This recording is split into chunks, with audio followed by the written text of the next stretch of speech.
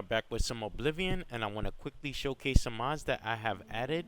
I actually downloaded more than I expected, so I want to cover what I got before I add some more. So the first mod on this list is called Beard, Scars, and Warpaint. And this is going to adjust the age sliders in the race menu so that they will give you some paint, scar, and beard sliders. So I think they are added alongside the age sliders, so you should be able to use these designs and still change your age. So, I've tried them with a few races. They work with the high elves, the dark elves, all the human races. I think I forgot to try it on the Khajiit, but, for the most part, it does work. And this one was made for the vanilla faces, but there might be some others for the character overhauls as well. The next mod is called Harvest Flora, and this is going to modernize picking up the flora in the game. So whenever you attempt to loot some vegetation, the model will actually change. For example, if there's berries on a plant and you go to pick the berries off the plant, the berries will then be removed from the plant.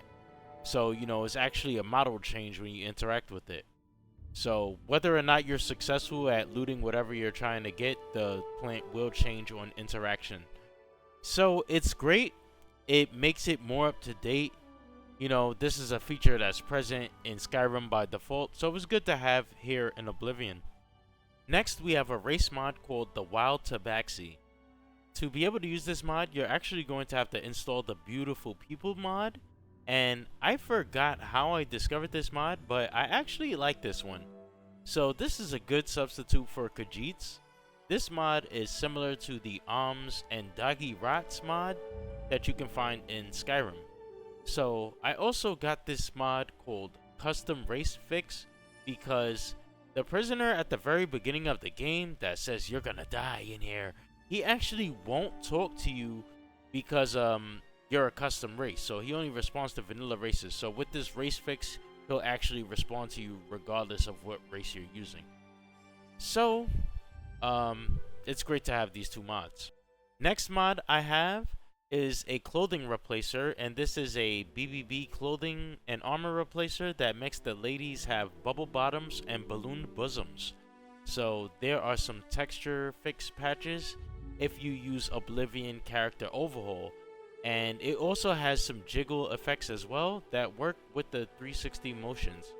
So, if you have NPCs in the world, they'll be wearing these armors and they'll all have that shapely figure. Next, I have Far Cry Grass and Far Cry Grass Expanded. So, I'm not exactly sure what grass mods are the best for this game, but I saw some people recommending this one, so I decided to check it out. And it doesn't have a plugin, so I was even more willing to give this mod a try. So the look of the grass is great, especially from a distance, but the texture is a bit rough. It's actually not really noticeable unless you play in third person and the camera tilts up a bit towards the sky, and then that's when you have all this weird textured grass in your face. But it doesn't use a plugin, like I said, so it's still a good mod to hold on to for now. So if you know of any good grass mods that I should try out, please comment below. Next, we have a couple horse mods. One is Horse Turn Fix, and it does exactly what it says. And it will fix the horse turning. It's a very hard turn when you do this, so you can face exactly where you want to go. It can be a bit weird since the horse stops completely in order to make this sharp turn. So it's still a great mod to have. Overall, it's a nice experience and I'm enjoying it so far. The second mod I have is Faster Horse Dismount, and it's okay, but it actually does speed up the horse dismount, but it looks very janky. And I think the vanilla dismount in this game wasn't really bad to begin with. It was, it was still kind of quick. This one just makes it even more quicker. So this mod is still good to hold on to since it doesn't require a plugin. And like I said, it actually does work. Next mod I got was Elven Map Redux, and this is going to colorize the map in your journal.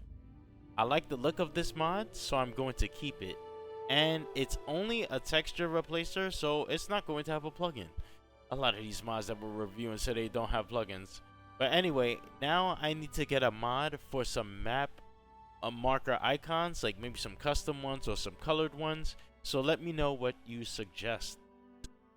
Next mod I got was Oblivion Reloaded, and this mod actually does quite a few things, and I'm not going to cover all of them at this time, but I will let you know what I have experienced so far. So with this mod installed, you will be able to dodge by double tapping the movement keys. So depending on which direction you're pressing the key. So if you double tap S, you'll dodge backwards. If you double tap A, you'll dodge to the left. So it's pretty good, although I would have rather it have been with a hotkey as opposed to a double tap, because it just kind of makes it a bit more harder to make use of it. So this mod also has a feature that gives off some screen effects, like when you're low on health and stamina, your screen might get darker and turn black and white. So this mod will also reshade the game a bit, and it adds the Bethesda intro when you first start the game up. So it does many other things as well, but this is all that I have encountered so far. So it is a bit of a big game changer, and it doesn't use a plugin, which is actually really surprising because of all the stuff that it does. So you honestly can't go wrong with trying this mod out.